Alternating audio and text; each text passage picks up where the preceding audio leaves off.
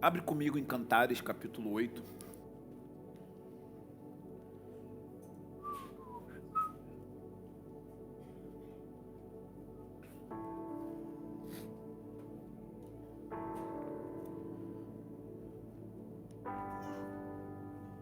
Uma coisa que o Senhor destacou para mim, na verdade, reavivou em meu coração, é que nós não queremos ser, e já temos dito isso, nós não queremos ser uma igreja que tem todas as coisas funcionando em ordem. Mas mesmo que a gente fale isso, no decorrer da jornada, a pressão de ser uma igreja normal é muito grande sobre a minha vida. E é como se viesse um espírito de medo ou de confronto, dizendo que eu não sou autorizado a fazer essas coisas. Então, o que nós queremos ser, de fato, é uma comunidade, ser uma comunidade profética que tem o centro da vida gravitacional dela, tudo que gira ao redor dela, o que a gente chama de sala de oração. Porque às vezes a gente fala assim, o centro da nossa igreja é construir um lugar para a presença de Deus. E na cabeça das pessoas isso fica vago. Porque tipo assim, construir um lugar para a presença de Deus parece uma coisa abstrata. Então, em palavras práticas, o que a gente está querendo dizer? Que a maior atividade da igreja não são os cultos de domingo, não são os grupos caseiros, eles são importantes, mas não é a maior, nem a central coisa. A central coisa que acontece é aqui, nessa sala, durante a semana. Construir um lugar para a presença de Deus, primeiro, começa com gente que está no lugar de oração. Porque hoje nós cantamos sobre o amor de Deus, sim ou não? Mas sabe por que a gente não entra na experiência do amor de Deus? Porque a gente não está no lugar de oração meditando sobre o amor de Deus. O amor de Deus não vai se tornar maduro no seu coração simplesmente porque você cantou um domingo de manhã na igreja. O amor de Deus se torna algo real no nosso coração na medida que a gente pega as promessas do amor de Deus, medita nessa palavra e transforma isso em orações. E quando a gente faz isso junto, o poder da coletividade na oração é muito maior. Muito maior. Então, por vezes, a gente fica tentando equilibrar um monte de coisa, porque a gente fica com medo de ofender as pessoas. E aí a gente... Cara, e todos nós somos assim. Você entra num frenesi de tentar equilibrar muitos pratos. E eu quero dizer e admitir para você, se você está aqui, talvez eu não vou conseguir no seu aniversário. Talvez eu não vou conseguir no aniversário do seu filho. Talvez eu não vou conseguir nem fazer funerais. Mas uma coisa eu vou garantir: o seu pastor vai estar no lugar de oração. E se eu fosse jovem e tivesse um pastor que falasse isso para mim, eu ia vibrar. Porque se o meu pastor está no lugar de oração, ele vai ouvir a voz de Deus. E se ele vai ouvir a voz de Deus, ele vai ter a direção de Deus para a coletividade da igreja. E mesmo os líderes, todos os líderes de grupo, precisam ter o mesmo DNA. Porque é impossível fazer com que você, isso é muito louco, fazer com que você entenda as coisas que a gente quer que você entenda se você está mal. Se você está mal, eu posso ficar aqui 1 hora, 2 horas, 4, 5, 10 horas pregando. Não adianta, você não está bem com você mesmo. Mas como que faz para ficar bem com você mesmo? Só o lugar de oração. Eu posso te dar 1000 conselhos. Se você não está entrando no lugar de intimidade com Jesus, não adianta nada. Eu vou morrer e você também. Eu vou cansar, eu vou esgotar, eu vou estressar, porque eu falo, aconselho, e a pessoa não entra naquilo. E aí, 5 segundos, no lugar da presença de Deus, então tudo muda, tudo fica diferente. Então esse texto foi avivado no meu coração, e essa mensagem, a mensagem da intimidade, ela é fundamental e central para preparar a gente para os dias que estão aí e para que a gente tenha uma igreja saudável.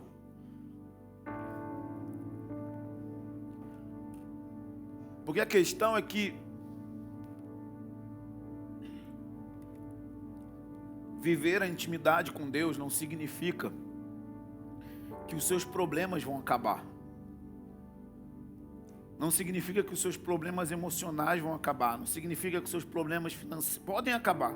Mas não significa que é garantia. Então não estou falando de viver uma coisa para ter outra.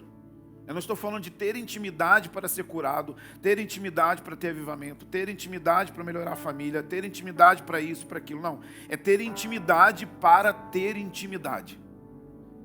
Porque é isso que vai preparar a gente para o sofrimento, é isso que vai preparar a gente para a pressão. E sabe, cara, eu estou pensando, a gente não está preparado para isso. A gente não está preparado para tomar chicotada e voltar como os discípulos dizendo, eu estou feliz. Eu estou feliz, eu estou cheio de cicatrizes, mas eu estou feliz porque eu tomei uma surra por causa do nome de Jesus. E às vezes a gente acha que a gente vai estar pronto se a gente fizer um monte de outras coisas. Mas a coisa principal para a gente estar pronto para a pressão é a intimidade com Jesus. Tão somente intimidade. E esse texto diz o seguinte, Cântico dos Cânticos, capítulo 8, versículo 6. Põe-me como um selo sobre o teu coração, como um selo sobre o teu braço, porque o amor é forte como a morte e a paixão tão inflexível quanto a sepultura. As suas chamas são chamas de fogo e são labaredas flamejantes. As muitas águas não podem apagar o amor, nem os rios afogá-lo. Se alguém oferecesse todos os bens da sua casa em troca do amor, seria totalmente desprezado. Me põe como um selo, esse é o convite. Põe um selo no meu coração, Deus.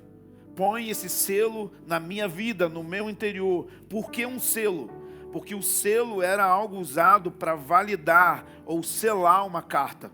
Quando enviavam uma carta, para você saber de quem era a carta, o rei ou a autoridade selava com o seu anel numa cera e aquela carta não podia ser violada. E se ela fosse violada, se o selo fosse quebrado, a mensagem não tinha mais validade. Então o que o Senhor está falando é que a gente precisa pedir um selo no nosso coração para guardar tudo aquilo que Deus tem falado sobre nós. Quantas coisas você já ouviu do Senhor, quantas coisas nós temos ouvido do Senhor, juntos ou individualmente, e no decorrer do tempo, dos meses, lá está nós, desanimados. Lá estamos nós, caídos. Lá estamos nós, acreditando nas mentiras sobre a nossa vida. Quantos se identificam com isso? Eu também. Eu também. Quando nós começamos a olhar para a nossa pequena comunidade e quando a gente começa a olhar para outras comunidades e você começa a comparar a efetividade de outros lugares, a grandeza de outros lugares, o sucesso de outros lugares, quem já pensou nisso? Só eu. E você fica olhando e fala, uau, eles estão crescendo. E a gente está aqui nessa sala de oração, parece que as coisas não acontecem, parece que as coisas não rompem, é só problema, é só luta, é só pranto, é só choro. Não! Não é assim que Deus vê a nossa igreja, não é assim que Deus vê a nossa vida. Nós somos uma comunidade do deserto e Deus vai nos esconder sempre. Às vezes Ele vai pegar a gente e colocar em evidência, às vezes Ele vai esconder por anos e anos e anos. E essa identificação é importante você entender, porque se você congrega aqui, isso também vai acontecer com você como indivíduo. Vai ter momentos que você vai experimentar sucesso segundo o mundo. E vai ter momentos que você vai ficar escondido, porque nós somos uma comunidade precursora. E o precursor, ele mora, ele habita no lugar deserto. No lugar onde não tem nada, só Deus. Porque o chamado para a nossa comunidade, irmãos, é ser pleno em Deus. Não é ser pleno no seu trabalho, não é ser pleno no seu ministério, não é ser pleno no sucesso natural. Deus está nos chamando coletivamente para fazer dele o nosso maior prazer.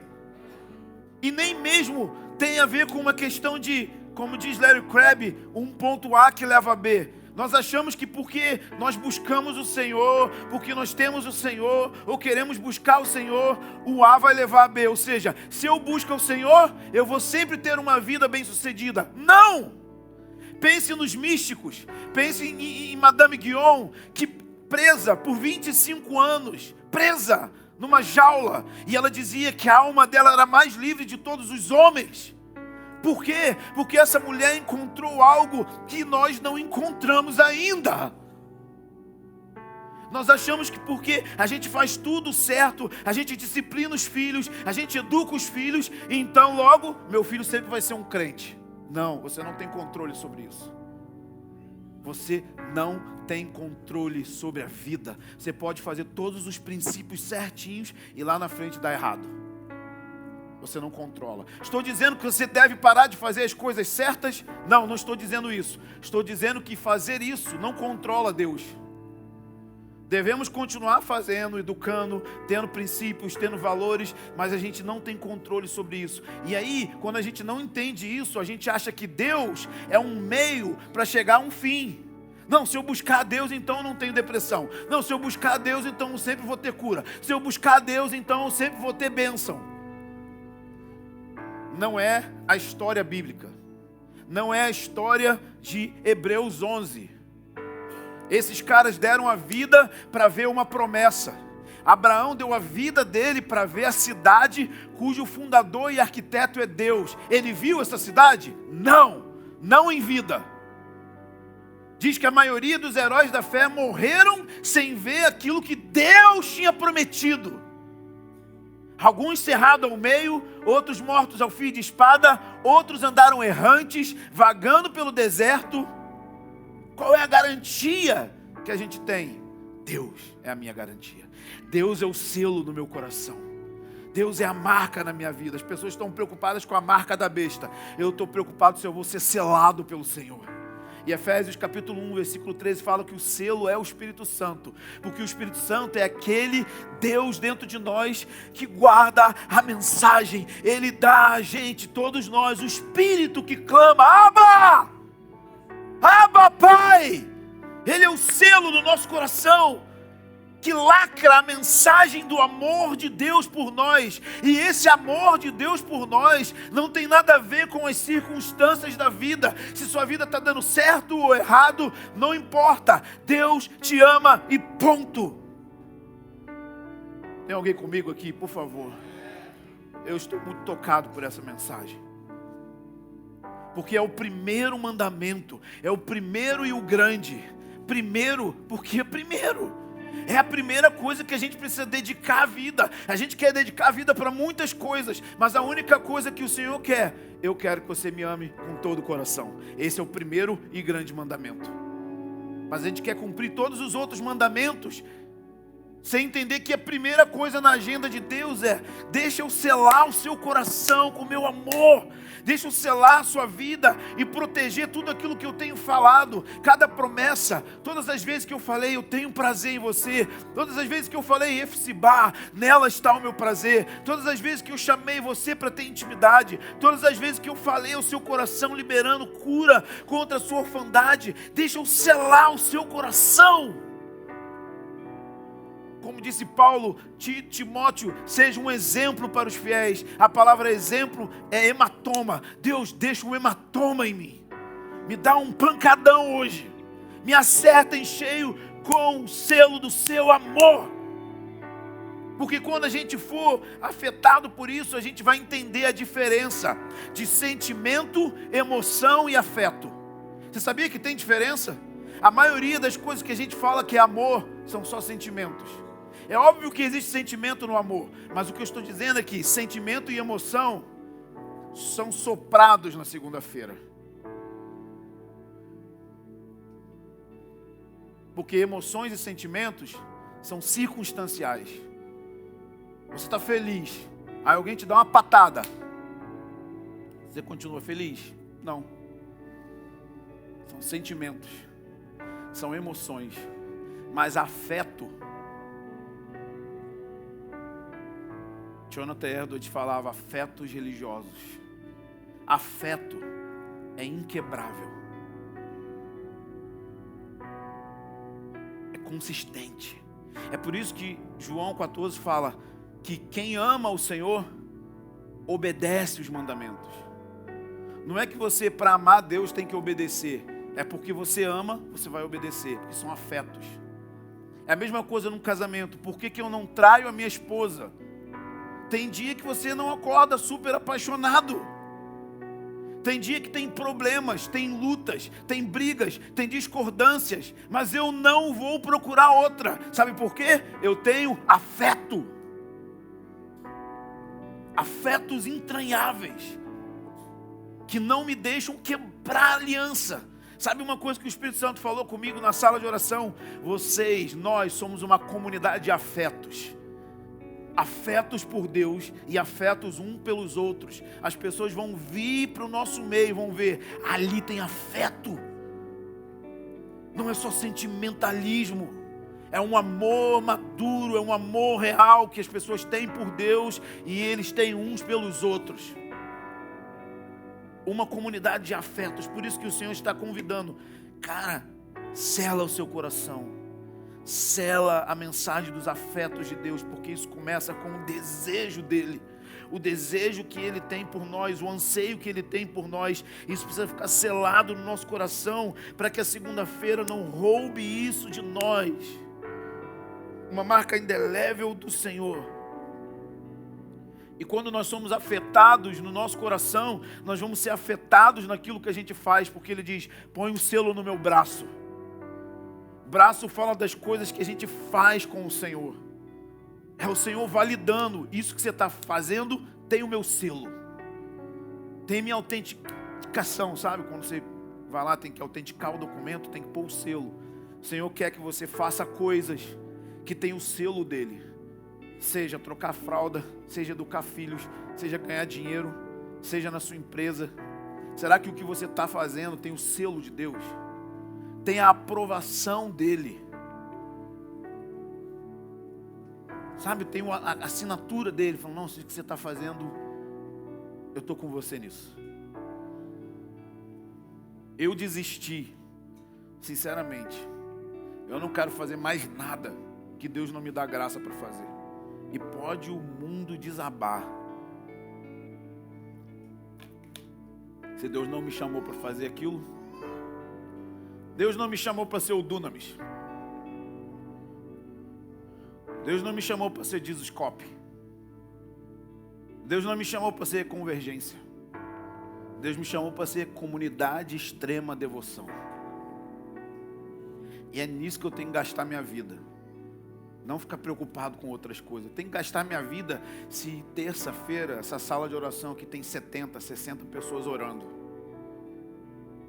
É para isso que eu tenho que trabalhar. Sabe, pensa, qual que é o meu trabalho aqui? Meu trabalho é fazer você vir para a sala de oração a partir de agora. Meu trabalho é fazer você amar mais Jesus. Meu trabalho é olhar e encontrar você nos corredores aí, olhar e falar, cara, você está amando Jesus pra caramba. E isso está irradiando na sua família, no seu trabalho, nos seus negócios, porque você está amando Jesus. Eu quero ver uma igreja que ama Jesus sem ficar ofendido com Deus. Porque o resultado disso é que as muitas águas não conseguem apagar esse tipo de amor. A tribulação não vai conseguir afogar isso. E ele está dizendo, meu amor é tão parecido com a morte. Sabe o que significa? Assim como a morte persegue cada um de nós, o amor de Deus vai perseguir a gente como a morte persegue a nossa vida. Eu vou perseguir você como a morte. E quando eu te encontrar, podem vir rios, águas. As pessoas vão tentar fazer troca com você pelo amor, mas você não vai negociar. Com aquela expressão em inglês, no compromise. Não tem comprometimentos. Não tem barganha. Não troca o amor de Deus por nada. Nem por uma noite de prazer, nem por uma agenda, nem por dinheiro, nem por sexo, nem por nada. Eu não troco o amor de Deus por nada. As águas vão vir, as dores vão vir, a pressão vai vir, a tribulação vai vir, mas elas não vão conseguir apagar o amor.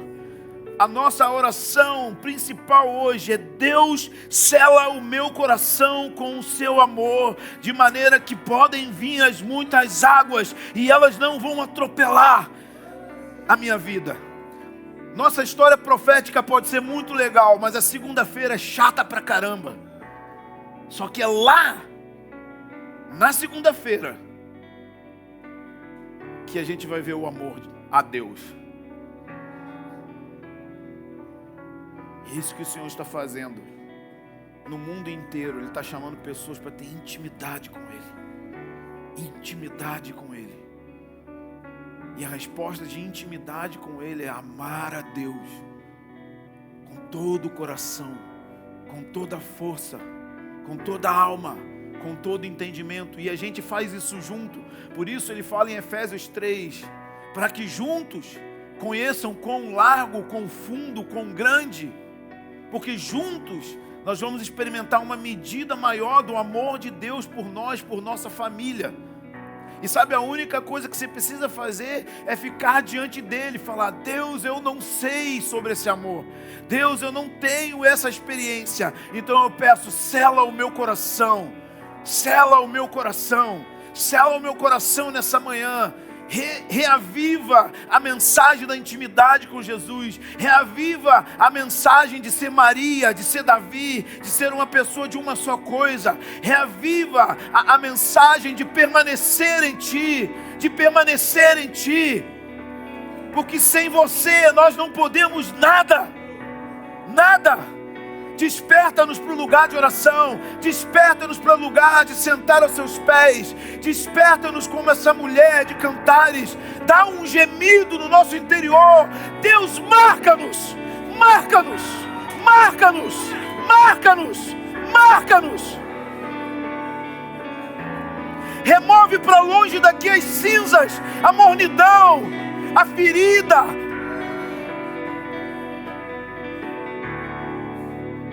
Tira os nossos olhos da nossa própria dor. E mesmo no meio da dor, deixa-nos olhar para Ti, Senhor. E esperar que Você nos marque essa manhã. Põe o selo sobre nós, Senhor. Põe o selo sobre nós. Vem com o Seu anel e, Senhor, deixa a marca do Seu brasão no nosso interior. Chamas vivas do amor. Chamas inflamadas de amor, fogo líquido, como Charles Finney, que recebeu ondas e ondas do seu amor. Eu oro agora para que essas ondas de amor comecem a ser liberadas sobre essa sala, sobre essa casa, sobre cada criança, sobre cada irmão, cada irmã. Oh, libera, Senhor, a palavra Refsibá. Neles está o meu prazer, neles está o meu deleite. Eu me deleito em vocês, não porque vocês fazem coisas para mim, mas por causa do meu Filho que está em vocês. O meu Filho está em vocês e eu tenho prazer no meu Filho que está em vocês. Não há condenação. Fogo. Aumenta o teu fogo aqui. Libera, Senhor, agora o selo.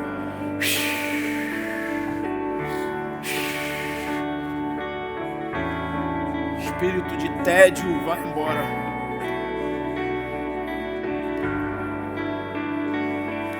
Espírito de desânimo, vai embora. Pai, eu oro por uma geração enlouquecida por Jesus.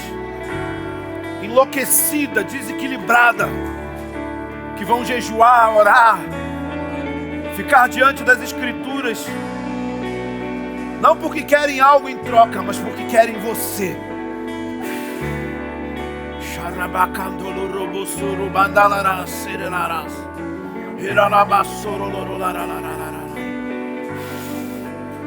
Vem, vem, aumenta, Espírito Santo, aumenta, aumenta, aumenta. Aumenta, aumenta, aumenta, Senhor. Libera, Senhor, libera, Senhor, libera, Senhor. Chamas de amor, chamas de amor. Paixão por Jesus.